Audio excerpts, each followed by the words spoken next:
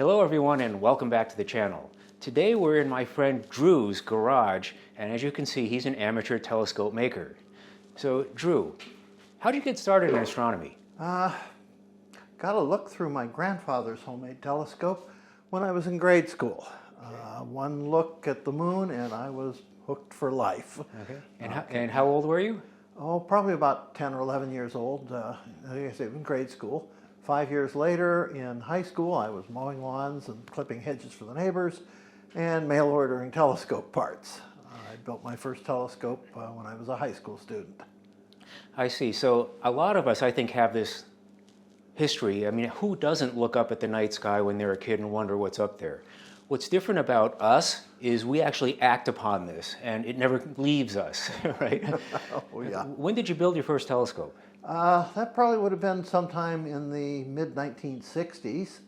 That was it was a 4-inch, and that was my big telescope for many years after that. Was that a reflector or a refractor? It was a reflecting telescope. Okay. Bought a 4-inch mirror and optics kit from Edmund Scientific. Used a cardboard tube that an old rug had been rolled up on. I was never able to build a very good mount for it, though. Dobsonians were just being invented out on the West Coast, and the idea hadn't gotten to Ohio yet. Okay. Do you still have that?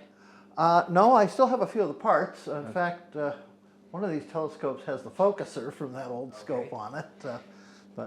No, that scope is long defunct. But later, after I'd gotten through college, there was an unfortunate event. A space shuttle blew up. That put me in contact with a company that had built a telescope that was intended for one of the later launches that had been postponed. In the course of that collaboration, I met one of the optical engineers, and he encouraged me to try my hand at another homemade telescope, the one you're standing in front of. This one right here? That dates from 1989 Okay. and was in service in early 1990. This sort of has a Coulter optical vibe to it, does it not? A little bit. It's a pretty standard It's an 8-inch? Dobsonian style. It's an 8-inch.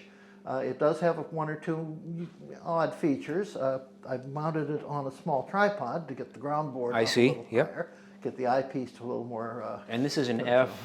It's an F5, F5, 8-inch F5. okay. It's fairly fast. And you said there was something interesting about the mirror inside. It's coated with real silver. Real silver, it's not aluminized. That's the traditional coating for telescope mirrors. Ground this mirror yourself. Yeah, that was Okay. quite an ambitious project. I was going to ask, how long did it take you? If your first one it always was- takes you the longest. Yeah, it was probably the better part of a year of grinding and polishing a few hours a week. Yeah. But that was an F5 was a fairly ambitious project for someone who'd never ground a mirror before. Yeah, as you get shorter, it gets exponentially harder Oh, to yeah. get that right. I did have, however, one leg up. The optical engineer, the company he worked for, was right across the street from where I worked. So about once a month after work, I'd go over and we would test the mirror, see my progress on a $100,000 Zygo interferometer. Yeah. So I did have some real nice test equipment. So I notice you have a lot of telescopes here. Oh, yeah. How many do you think you've made in your life? Well, we've got 10 of them right here in the room, and I've got the parts for probably half a dozen more sitting in boxes around the basement here. So probably somewhere between 15 and 20. 15 and 20. Have you ever bought a commercial telescope? A few tiny toy ones to use as finders and the like, but no, I've been pretty much a do-it-yourselfer ever since the beginning. So Drew, this is one of your telescopes here, and we were at a Skywatch at an elementary school here not too long ago, and you showed up with this thing, and I was like, what in the world is this?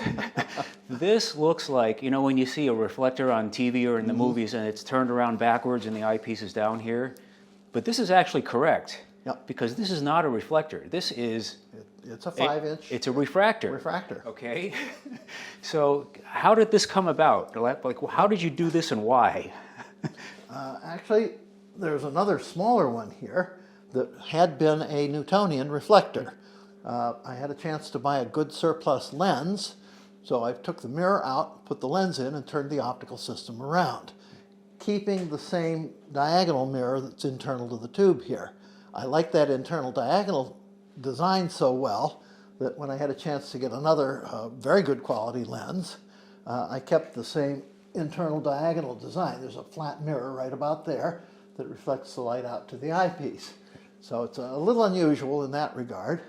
The other thing is that much of what you see here is found materials. Okay. Surplus, salvage, plumbing fixtures, furniture glides, quite a variety of odds and ends put together into something reasonably presentable.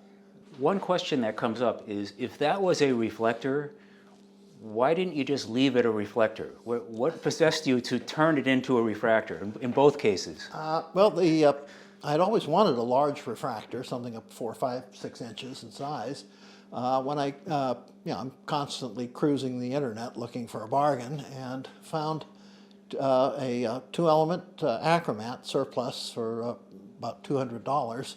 So bought the glass and figured out that the best thing to do was pull the mirror out and put the achromatic lenses in. I did have to build a lens cell from scratch.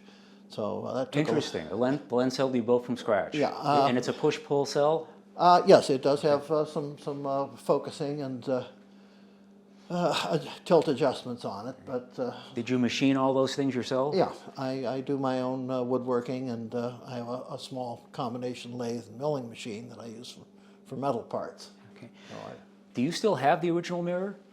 yeah, it's stuffed in one of the boxes somewhere here. I could probably dig it out if you want to see it. But, So you pointed out earlier, this is a 5-inch f. 9.6. No, call it an f10, Call and it- that's a 5-inch f. 5. Okay, so it's actually the same telescope, except the focal ratio is exactly. shorter on it. But Yep. you could actually pull this tube off and switch these around on the mounts if you had to. Absolutely. Yeah. I designed them with the same size tubes Yeah. and the same spacing. Because there's nothing holding this on. It's No, just, it's yeah. gravity. So yeah, these are what are called Berry style mounts. Yeah. Richard Berry devised them. They work well with telescopes that have their eyepieces at the bottom end of the tube. It gets the altitude bearing up a little higher. All right.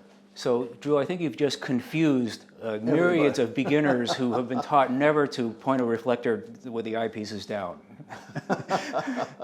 Yeah, these are refracting telescopes. So this one particularly is a favorite at public events, star watches, because the eyepiece is low, and so youngsters and Kids can look. I and- noticed and that. The folks kids in could look through wheelchairs, it, yeah. handicapped folks have an easier time Okay. with it. All right, so Drew, this is your latest project. Right. And this is a really interesting looking one. So I guess at this point we have to ask you, if the eyepiece is down, is this a reflector or is this a refractor? This is a reflecting telescope, but it's what's called a two-mirror design. There, at the bottom of the tube, there is a very large, very heavy concave mirror. Okay. What's the aperture? This is 12.5 inch. 12.5 inch. And eventually, if I ever get it done, up at the top of the tube, there'll be a smaller convex mirror that will reflect the image back down to a diagonal mirror just in front of the primary, and then to the eyepiece. It's what's called a azimuth configuration. So at the moment, I'm still grinding glass. Okay. But, I've got Is the primary, does it exist, or? the primary is installed here, so Okay. this is the balance is good. I'm using Lazy Susan style ball bearings for the motions on it. So the secondary is the one that has the complex figure on it? Correct. And that's what's giving you... That's given me a headache. So I may try a somewhat less complicated figure on the secondary. It means the optical corrections won't be quite as good as I'd like them to be, but it'll still be a perfectly adequate telescope, but just a little easier to build. And then when it's done, it'll be a 12.5 inch f. The finished focal ratio, effective ratio, is probably going to be between 13 and 14. The 13 and 14. You're right, in a tube about 5 feet long. So if the tube were full length at f14, that would be about a 15-foot tube. Okay, so this is medium to high power viewing. Yeah, and again, the intention here is to use this at public events, so a low eyepiece height and something for lunar and planetary work, things that people at... What is this arrangement here? What is this? That actually is a disc brake. It's a disc brake, all right? Right, and the intention here is the bearing motions are very smooth. They're ball bearings. If I add or change a heavy eyepiece or use a different finder on it, it upsets the balance of the tube and the like. So we do need to add a little bit of controlled friction, just enough to keep the tube from moving around on its own. How much time do you have in this one already? I got the glass about 2 years ago, so I've been at it for probably about 18 months. About 18. And how much time do you think you have left on it?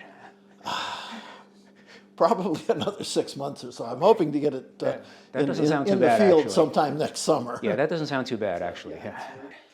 So, Drew, we moved indoors, and I'm glad for that because it's about 9 degrees Fahrenheit outside. I don't know if those of you watching this could see just how cold we were, but I just wanted to show this. You have 3 small telescopes here. You have this one and the 2 on the desk. And what's interesting about these is they're one of each design. Yeah. Okay, so this one is the reflector.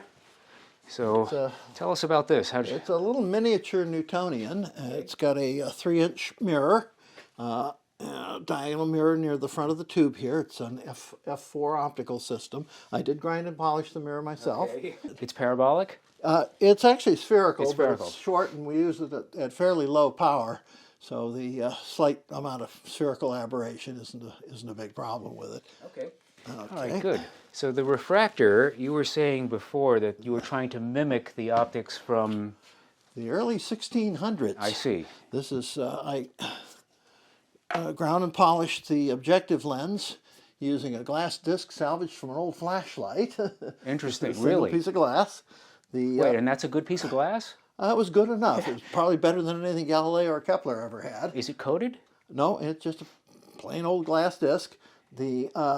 I have 2 eyepieces for it that are both Kepler-style eyepieces. Those are commercially made lenses, but I did do the rest of the work here. The one concession to modernity is a diagonal with a first surface mirror in it. That wasn't available in the 1600s, but that just puts the eyepiece in a more comfortable position. But optically, this is nothing to be proud of. Okay, so that looks like it's a 60 millimeter-ish. What is that? Actually, the primary here is, let me take that stop, 37 millimeters. Okay, and what's the F ratio? About F20. F20. So comparable to Galileo's best telescope. Okay. I got a bunch of old dirty flashlights in the basement if you want to keep yourself busy for the next 10 years. Oh, yeah. But yeah, the optics in this are pretty crude. But the moons of Jupiter are accessable with it. I assume there's false color and there's... Oh, there's a false color and fuzziness and everything else. You might notice it's physically similar to a lot of those inexpensive refractors. Yeah, that's what it looks like, a 60 millimeter. Right. Yeah. This is the one you don't buy. Yeah, okay. Okay. Okay, so many people do make reflectors and some people do make refractors, but to do a catadioptric, that's a neat trick. The neat trick to it is finding some surplus glass. Okay. This was a 2-piece set. The corrector, which had an aluminized spot on it, and a concave primary. What came in the mail was 2 loose pieces of glass, and everything else was built from scratch and put on a modified photographic tripod. Okay. This has a 3-inch aperture and an f/60-inch focal length crammed into a tube 1 foot long. Okay. Actually, an inch short of a foot. What is it? A Maxitov? Is it a? It is a Maxitov Cassegrain design. Yeah, this is a moving primary type focusing system. So as I turn the knob here, a spring-loaded threaded arrangement moves the primary mirror back and forth to focus the telescope. So yeah, I do a lot of my own metalworking. I've got a little, I don't know if you can see right behind Ed here, is a little combination lathe and milling machine that's very handy for hobby work like this. And how are the optics on this? This is very good, but it is, with that long focal ratio and small aperture, it is a daytime scope. This is not very much useful for yeah, I would think with the long focal length, doing this would get tiresome after a while. Yeah. So this is a spotting scope. Okay, so Drew, you have these rods of glass here, and you use these to make solid eyepieces. You make your own eyepieces out something a little unusual for pieces of glass like this. Okay, right. so there's a bunch of them here. Explain this to me and how you do this. Let me talk a little bit. Yeah, among ATMs, I'm a little unusual in that I often make my own eyepieces as well as the rest of the telescope. I mean, this looks like a mirror grinding machine, but It it's is, actually, in effect, but it's an eyepiece for making small lenses. Okay. Now, much of the time, I'll just salvage lenses or whole eyepieces from other applications. I've got this one, for example, which is out of a pair of old binoculars. That was one of the first eyepieces I made back when I was in high school. It's still usable and still as good as it ever was. Coulter used to do that. They used to take their eyepieces out of old binoculars. Yep. That's a good source for them. But I've had a long time fascination with a family of eyepieces, or what are called solid designs. These are eyepieces that are made of a single piece of glass or of several pieces of glass solidly cemented together with no air spaces. These are old designs. They date back to the mid-1800s. They have the advantage of having the minimum number of surfaces. Every piece of glass doesn't transmit light perfectly. About 4% of the light gets reflected from each surface. The more surfaces you have in a design, the less light gets through. Solid designs, where you only have a field lens surface and an eye lens surface, give you the maximum transmission you can get. This was before lens coatings. Before coatings, you needed to try to minimize those. Absolutely minimize it. So this is the minimum. You have one piece of glass. One piece of glass. and it actually curves up like a dome. Oh, yeah. We'll show a picture of it up in the corner here. So it looks like that would never, I mean, intuitively, you wouldn't think that would work. They work remarkably well. The transmission is very high. The contrast is very good. The resolution is good. The original design these derived from were spherical or ball lenses, which have terrible distortion and terrible chromatic aberration. A guy by the name of Robert B. Tolles figured out that if you made the eye lens surface very steeply curved, made the field lens surface much gentler, and cut a groove in the rod close to the field lens, you could get a lens that worked remarkably well. These were very popular in their day, and I was curious to see how they would work compared with modern eyepieces. And they're sharp? They're very sharp, very contrasty, despite no coatings. Yeah. And very, very little chromatic aberration, very little distortion. They're remarkable for the simplicity of the design and the sophistication of the result. The one big drawback is they have very narrow apparent fields of view. That's what I was going to ask you. What is the field of view on these? It's terrible. About 20 to 30 degrees. 20 to 30 degrees. Okay, yeah, well, most modern eyepieces are usually somewhere between 40 and 50. Yeah. And if you want to spend a few extra bucks, you can get eyepieces these days with apparent fields of view up around 80 to 100 degrees. Yeah. Those are costly. But, well, if you're going to be looking at a planet, and if your scope is driven in some way, it doesn't really matter. These work remarkably well. So it was a fun job. Let me show you this is the machine that the lenses are ground on. You cut a short piece off the, about an inch long, off one of these glass rods. I got these from a supply house that caters to scientific labs for lab glassware and bead makers. Okay, so that is actually a high-quality piece. This is high-quality glass. That's just not a piece of glass you got from somewhere. No, this is a good quality borosilicate glass. Okay. It's comparable to BK7 is a shot name for it. You mount the glass in a holding piece, put a little grinding cup or polishing cup here, and turn the motor on. Oops, come on. There we go. All right, so the eyepiece is actually quite thick from top to bottom. Yeah, you see, you cut an inch, so you're looking through an inch of glass. An inch of glass. So the quality of that glass has got to be really good, because if there's any sort of voids in there, it's really going to screw up the image. Yeah. So it's just one solid 1 inch piece, and the eye lens is quite small. Yeah. And the other thing I noticed is you have several of them in that box, but they all kind of look the same. Yeah. The 27 millimeter looks kind of like the shorter focal length. Variations on the you can't tell by looking at it what the focal length is. Not offhand. You can do the magnifying trick here and distinguish the difference in the magnifying power they have.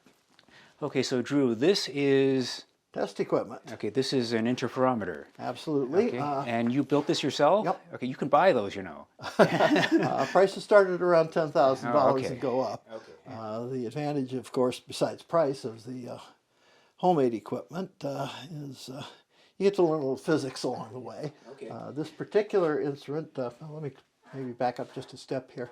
When you're grinding and polishing, doing the simple grinding and the first steps in polishing, you're just attempting to make a spherical surface on the mirror. That's fairly easy and straightforward. But telescopes work best when they have a more complicated or sophisticated curve on the primary mirror. And the purpose of the testing is to see where you're at in that process. It's called figuring, of making that more sophisticated surface. In the latter steps of building the telescope, you spend more time actually testing than you do polishing. The other thing that I'm running into here is building that two-mirror telescope is that I have to actually make the secondary mirror twice. Okay. This equipment only tests concave surfaces. It doesn't matter how big they are, but they've got to be concave. The secondary in that two-mirror system is convex. So what you wind up doing is first making a concave mirror and testing it. It goes here, and we shoot a laser beam at it. And I can show you some of the like. That creates an image at the side of the instrument, which we photograph and then analyze on a computer. Okay. We take the test, what's now going to be a test plate, use the grinding tool, which is now actually going to become the real mirror, and then polish it against a pitch lap until it's an exact, and we mean to a millionth of an inch exact, fit with the concave surface. So this will actually be the mirror that will wind up in the telescope. Okay. Yeah, so when you were talking before, it was going to take you another 6 months to finish that 6 months. A lot of that 6 months is figuring this secondary mirror. Absolutely. It's a few hours a week when I'm feeling enthusiastic. All right, so the secondary mirror in that design is doing most of the heavy lifting as far as the optics are. I was trying to get a picture of this. I'll show this up on the screen, but what you want to see is patterns that are, like you said, jail cell sort of. That's in the final analysis. Yeah. But on this, you showed me, and they were wavy a little bit. This is it's another interference technique. Okay, but in the state that mirror is in right now, it would not be acceptable. No, it's off. By quite a lot, so I'm having a lot of trouble with it. Okay. So it doesn't always work the first time. All right, I have full confidence you're going to get that right. Well, Drew, I think you've assembled a collection of telescopes here that reflects your personality. So, hope you found this interesting and entertaining, folks. Thanks for watching, and we'll see you soon.